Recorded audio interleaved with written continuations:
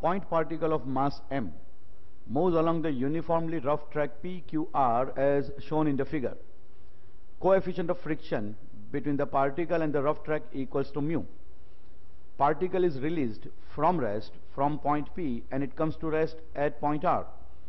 Energies lost by the particle over the parts PQ and QR of the track are equal to each other, and no energy is lost when particle changes direction from PQ to QR. Values of coefficient of friction mu and distance x, that is equal to QR, are respectively close to. Now, this problem is a case where there is energy conversion from gravitational potential energy which is possessed by the particle at P, and it is released from the rest at P. So as the particle moves down to this point Q, there is a decrease in gravitational potential energy. But that decrease in gravitational potential energy is converted into kinetic energy. However, since the plane is not smooth, there is loss in that energy by the frictional force. Then particle comes to point Q. At point Q, it will be possessing the energy, and with that energy, it will further move to point R. Again from Q to R, it is going to lose energy, and all the kinetic energy will be consumed, and particle will be finally coming to rest at R. It is given to us that the energy lost in transition from P to Q is same as that loss in transition from Q to R. So that gives us sufficient information for solving this problem. We can show various forces on the particle that would be acting while it is moving down, and on that basis we can have some calculations. So these are the forces which would be acting on the particle as it is moving down. Friction, obviously it is going to act opposite to motion, which is going to consume energy. And since it is given to us that the energy loss from P to Q is same as Q to R, we will write that statement. Work done by the frictional force from P to Q is same as that work done by the frictional force from Q to R. Now, work done by the frictional force is obviously frictional force into the length with which the particle is going to travel.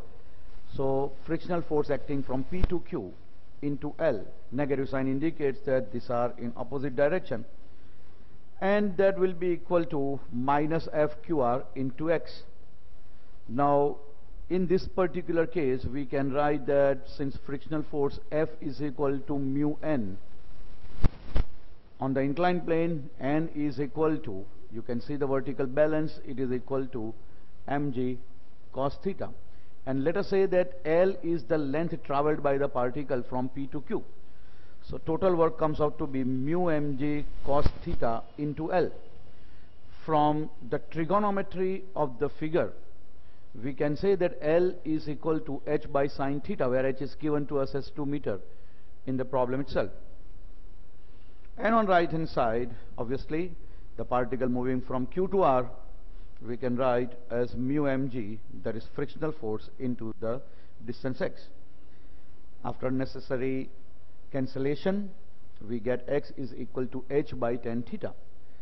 Now h is already given to us as 2 meter and theta is given to us as 30 degree. That will be 1 by root 3 tan 30 degrees, so that would be equal to 2 root 3 meter.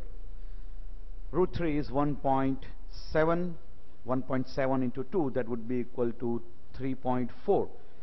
So nearest answer that is satisfying the value of x is 3.4. So we have to now only concentrate on these two options. We have to check out the coefficient of friction. Now since it is given to us that starting from P at rest, particle comes to R again at rest. So work done by all the forces that would be balancing each other, there is no change in kinetic energy from work energy theorem. We can write work done by all the forces from P to Q to R is equal to change in kinetic energy. So we can write work done from P to Q plus work done from Q to R is equal to delta K, where delta K is equal to 0. Now if we see the energy changes that are taking place between this P to Q, so gravitational potential energy would be the energy that would be existing from P to Q. So there is change in gravitational potential energy as the particle moves from P to Q, as well as the work is done by the frictional force, which is a non-conservative force. So that work we are writing negative because it is consumer of energy. Apart from that, we know that work done from P to Q is also equal to work done from Q to R by frictional force. So we can write down delta U PQ. Final potential energy at this reference, it is equal to 0. Initial potential energy at this point P, we can write mgh. So delta U is equal to 0 minus mgh. Apart from that, we know this value WFPQ is also equal to WFQR. So we can write down WFQR into 2.